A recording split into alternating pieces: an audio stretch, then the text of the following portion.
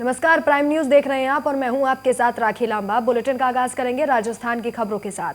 खबर बंदी से है, जहां भारत जोड़ो यात्रा के दौरान दौसा से बंदी के कापरेन पहुंची दो महिलाओं ने राहुल गांधी से मुलाकात की और ईस्टर्न कैनाल प्रोजेक्ट परियोजना को लेकर चर्चा की। राहुल गांधी से महिलाओं और उनके साथ आए सरपंच ने बातचीत करते हुए ईआरसीपी को जल्द से जल्द राजस्थान में चालू करने और राहत प्रदान करने की मांग की।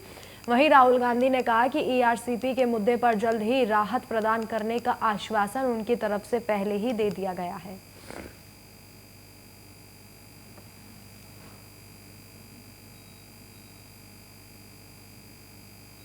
तो ईआरसीपी प्रदेश में चालू करने की मांग की गई है। महिलाओं ने राहुल गांधी से मुलाकात भी की है। बूंदी में ये मुलाकात की गई है।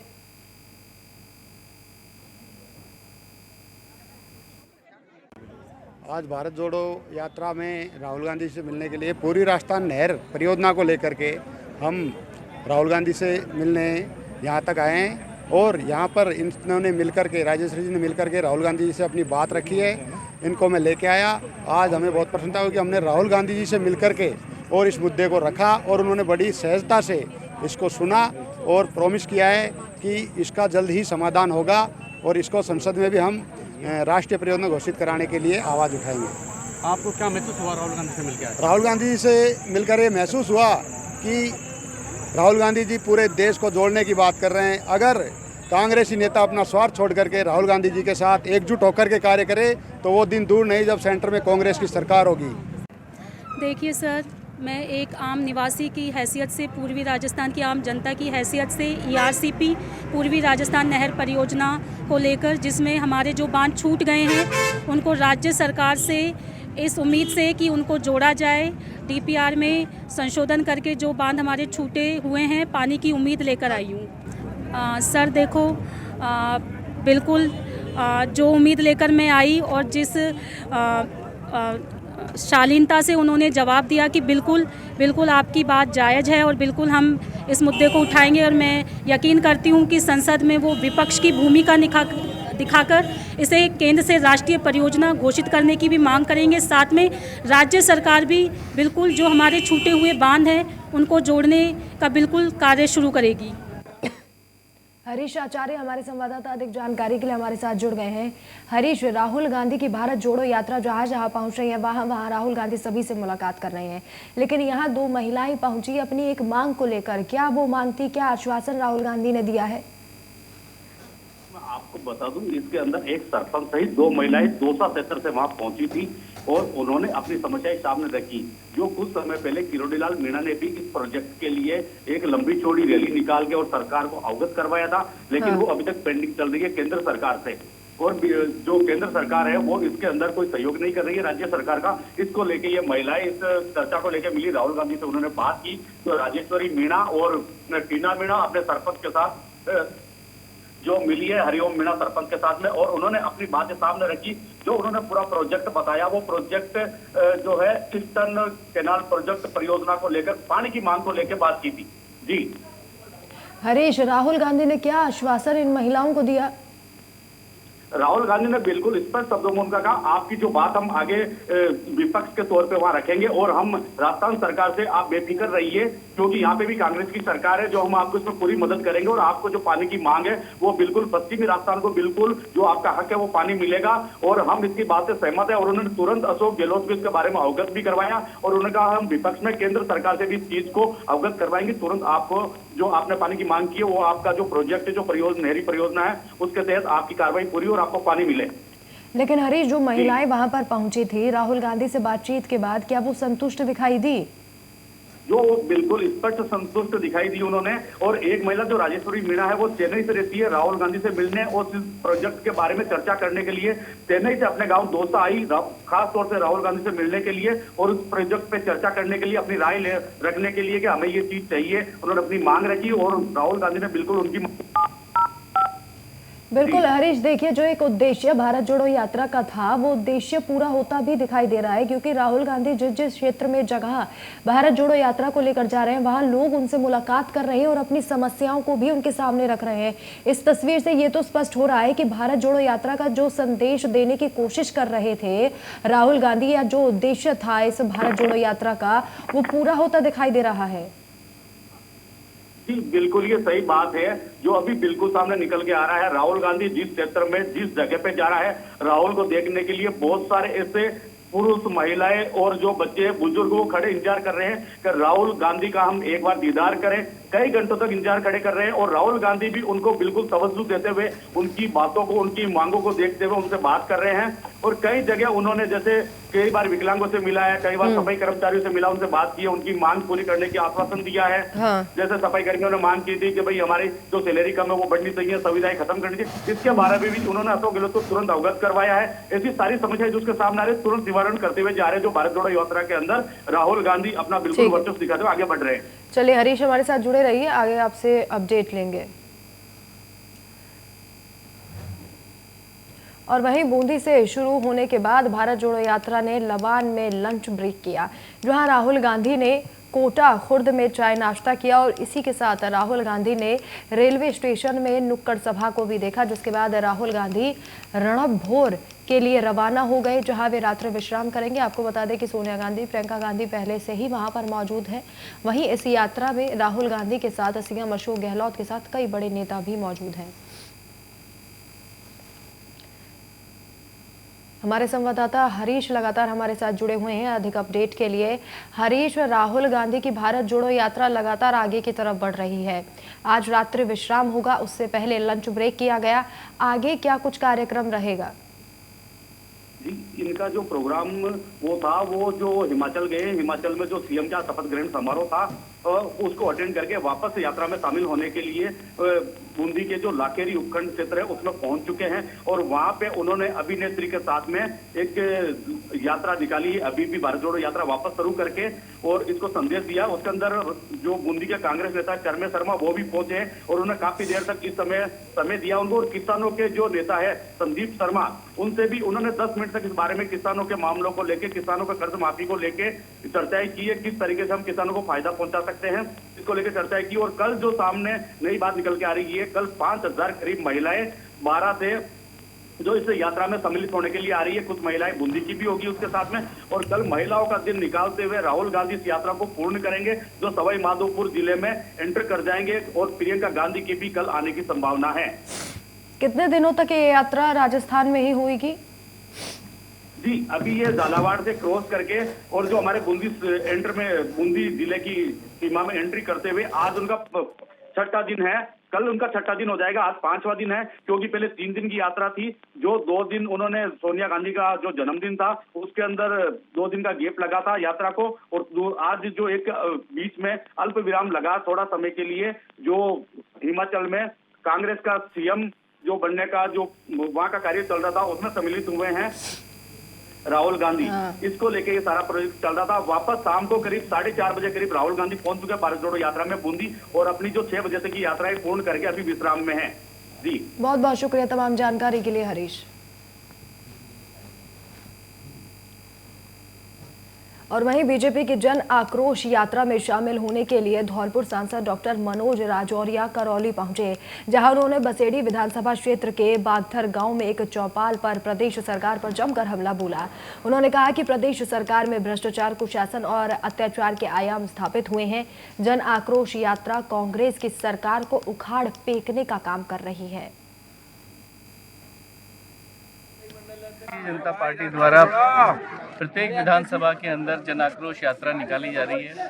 राजस्थान में गहलोत सरकार के द्वारा कुशासन, भ्रष्टाचार और अत्याचार के जो आयाम स्थापित किए हैं, इसलिए कांग्रेस की सरकार को राजस्थान से उखाड़ फेंकने का काम ये जन आक्रोश यात्रा करेगी।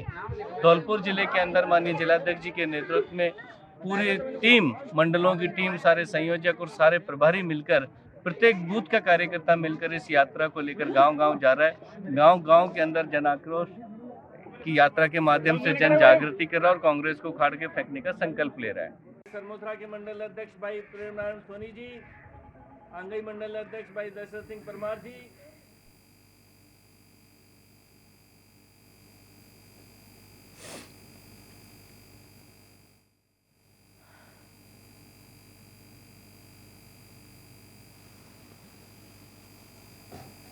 तो प्रदेश सरकार पर जमकर निशाना साधा गया है। मंच से प्रदेश सरकार पर कई हमले किए। बीजेपी जन आक्रोश यात्रा निकाल रही है। भारत जोड़ो यात्रा के जवाब में जन आक्रोश यात्रा निकाली जा रही है। धौलपुर की ये तस्वीरें हैं। सांसद डॉक्टर मनोज राजौरिया इस कार्यक्रम में शामिल हुए।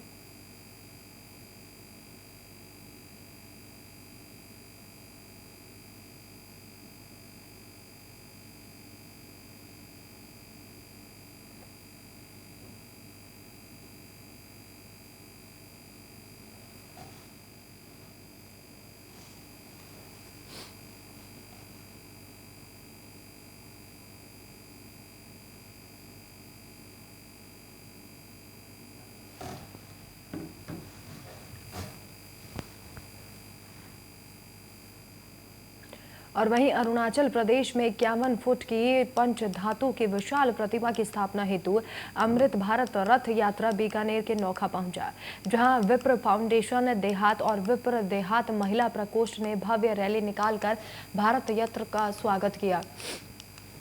विप्र फाउंडेशन देहात के कार्यकर्ताओं ने बैंड बाजों ढोल नगाड़ों के साथ यात्रा का जमकर स्वागत किया है।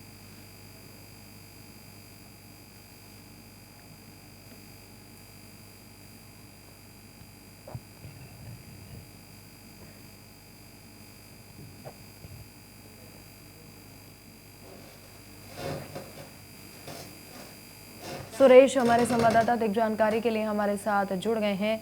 सुरेश, रथ यात्रा पर जमकर पुष्प बरसाए गए, स्वागत किया गया, किस तरीके की तस्वीरें वहां देखने को मिली हैं?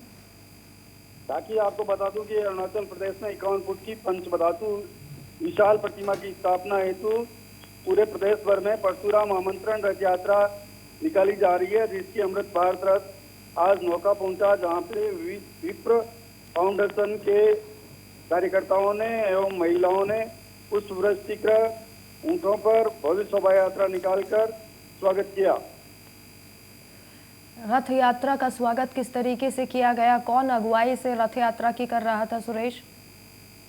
रथ यात्रा की अगुवाई यहाँ पे नौका के लोकल विप्र फाउंडेशन कार्यकर्ता एवं यहाँ की देहात महिलाओं ने कलश यात्रा निकाल करके स्वागत किया। वहाँ पे कार्यकर्ताओं में भारी जोश उत्साह दिखा गया। बहुत बहुत शुक्रिया तमाम जानकारी के लिए सुरेश।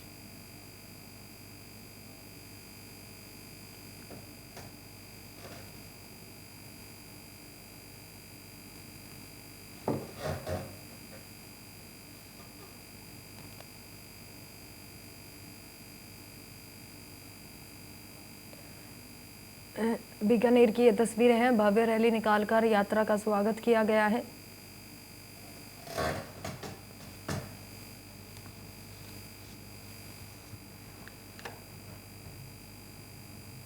और वहीं धौलपुर के दिहौली थाना क्षेत्र में जमीनी विवाद के चलते बाइक सवार 2 आरोपियों ने एक व्यक्ति को गोली मार दी। हाथ में गोली लगने से व्यक्ति घायल हो गया। इस दौरान आरोपी मौके से फरार हो गए। परिजनों ने घायल व्यक्ति को जिला अस्पताल के ट्रॉमा वार्ड में भर्ती कराया है। परिजनों ने पुलिस को घटना की सूचना दी। सूचना के मिलते ही पुलिस जिला अस्पताल पहुंचे, जहाँ पीड़ित की शिकायत के आधार पर पुलिस ने मामले की जांच शुरू कर दी है।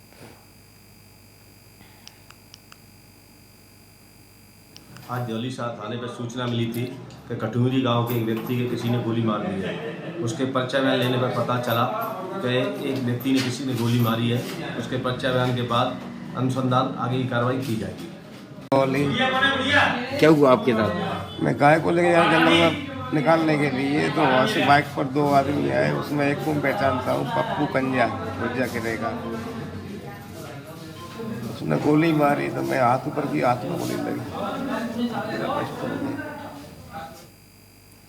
और वहीं डूंगरपुर शहर के घाटी मोहल्ले में पानी की किल्लत देखी जा रही है। पानी की किल्लत को मिटाने के लिए स्थानीय विधायक ने वहां पर विधायक से एक पानी का टंकी बनाई है, जिसकी वजह से बावजूद इसके पीएचडी विभाग के जिम्मेदार अधिकारी पानी समय पर आम जनता तक नहीं पहुंचाते, जिसके चलते लोगों को पानी की भारी समस्या का सामना करना पड़ रहा है। विभाग के अधिकारियों से कई बार इसकी शिकायत भी की गई, लेकिन कोई भी अधिकारी इस समस्या की तरफ ध्यान नहीं दे रहा।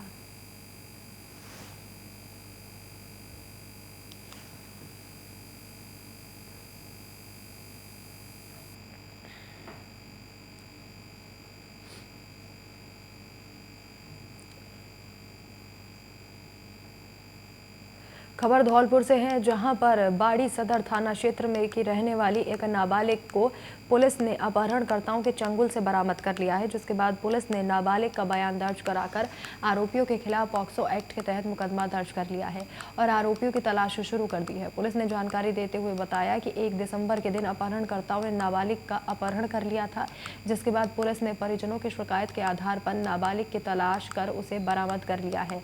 अब आरोपियों की तलाश जारी है।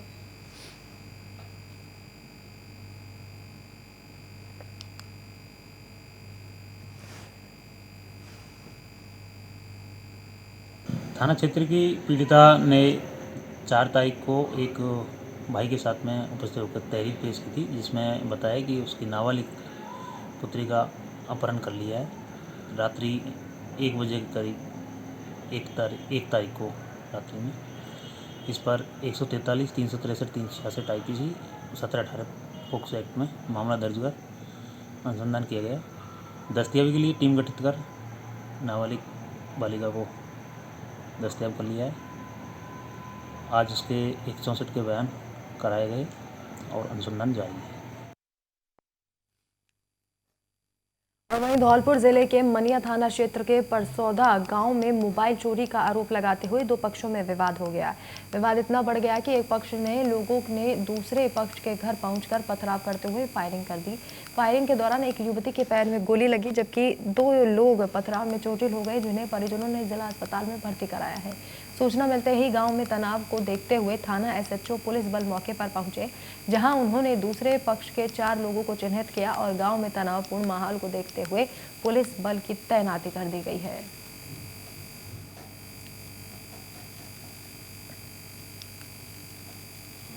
का मामला है, इसकी वजह से उन्होंने हमारे ऊपर आरोप थोपा है और हमारे घर पे आकर रामबरन सिंह सन ऑफ विजेंद्र सिंह ने गोली चलाई है और उसके लड़के, पूरा अध्यापक और उसके सभी परिवार वाले आके हमारे ऊपर पथराव किया है।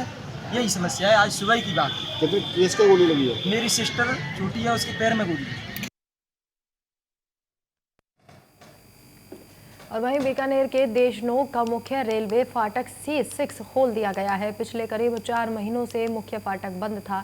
मुख्य फाटक बंद होने से देशनोक कस्बा 2 भागों में बंट गया था। फाटक बंद होने से नेहड़ी मंदिर का मुख्य मार्ग भी बंद हो गया था, जिसके चलते श्रद्धालुओं को परेशानियों का सामना करना पड़ रहा था। जब इस समस्या से केंद्रीय मंत्री अर्जुन राम मेघवाल को अवगत कराया गया, तो मंत्री मेघवाल ने वार्ड वासियों की समस्या को ध्यान में रखते हुए बातचीत कर इस फाटक को खुलवाया। पिछले काफी समय से देशनोक के मुख्य मार्ग रेलवे फाटक C6 को बंद कर दिया गया था और आम जन और आने जाने वाले व्यक्तियों को काफी परेशानी का सामना करना पड़ता था और देशनोक को 2 भागों में बांट दिया गया था। स्कूली बच्चों और रेडियो वालों को फाटक पार करने में काफी लंबे रास्ते से जाना पड़ता था। यात्रियों और पर्यटकों को भी नेहड़ी जी मंदिर जाने के लिए काफी लंबे रास्ते से कई जनप्रतिनिधि और मंदिर ट्रस्ट द्वारा केंद्रीय मंत्री अर्जुन राम मेघवाल जी को बताया गया, जिनके अथक प्रयासों से रेलवे फाटक को पुनः खोल दिया गया। वन रक्षक परीक्षा के तहत कोटा के 56 सेंटरों पर 2 पारियों में हजारों की संख्या में बच्चों ने परीक्षा दी। वहीं कॉलेज ने 9 बजे के बाद आने वाले अभ्यर्थियों को प्रवेश नहीं दिया गया, जिससे अभ्यर्थी नाराज हो गए और सड़क पर बैठकर जाम लगाने की कोशिश करने लगे, जिसकी सूचना पुलिस को दी गई। मौके पर पहुंची पुलिस ने अभ्यर्थियों को समझाने की कोशिश की, लेकिन अभ्यर्थी नहीं माने, जिसके चलते अभ्यर्थियों को जबरन वहां से हटाया गया।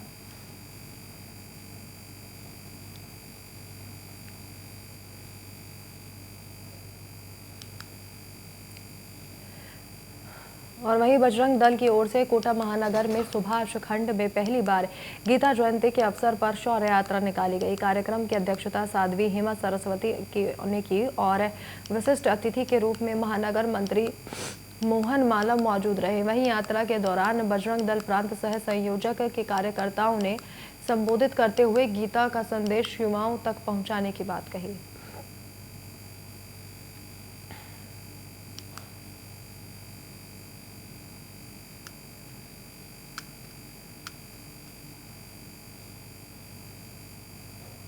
वहीं भीनमाल के गोस्वामी समाज सेवा समिति छात्रावास में भगवान दत्तात्रेय जयंती समारोह को लेकर भजन संध्या और स्नेह मिलन कार्यक्रम का आयोजन किया गया। भजन संध्या समारोह में एक से बढ़कर एक कलाकारों ने भजनों की प्रस्तुति दी। वहीं स्नेह मिलन समारोह में जिले के गोस्वामी बंधुओं ने बढ़ चढ़कर हिस्सा लिया।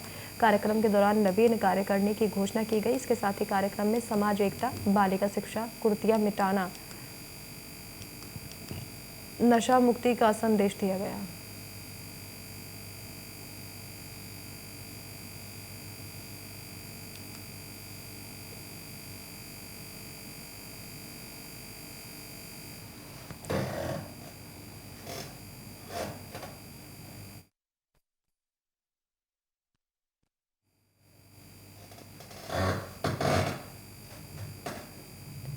वहीं स्वामी विवेकानंद की 13 फुट ऊंची मूर्ति के साथ संदेश यात्रा पाली के सुमेरपुर पहुंची, जहां कई संगठनों की ओर से यात्रा का भव्य स्वागत किया गया। शिक्षा क्रांति रंगमंच मैदान पर प्रबुद्धजनों की मौजूदगी में विद्यालय छात्र छात्राओं को विवेकानंद के जीवन मूल्य और उनके उपदेशों के बारे में जानकारी साझा की गई।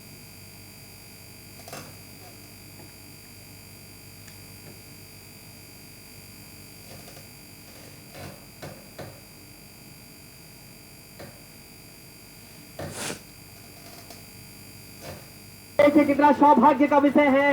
युग पुरुष स्वामी विवेकानंद जी की संदेश यात्रा का अभिनंदन करने का हमें सौभाग्य प्राप्त हुआ है।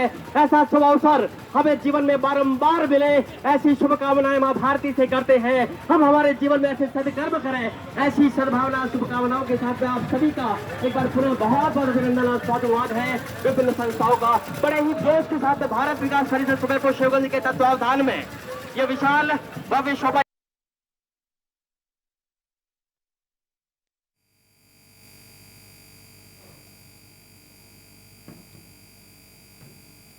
विवेकानंद संदेश यात्रा पहुंची है सुमेरपुर। 13 फीट ऊंची मूर्ति के साथ सुमेरपुर पहुंची है।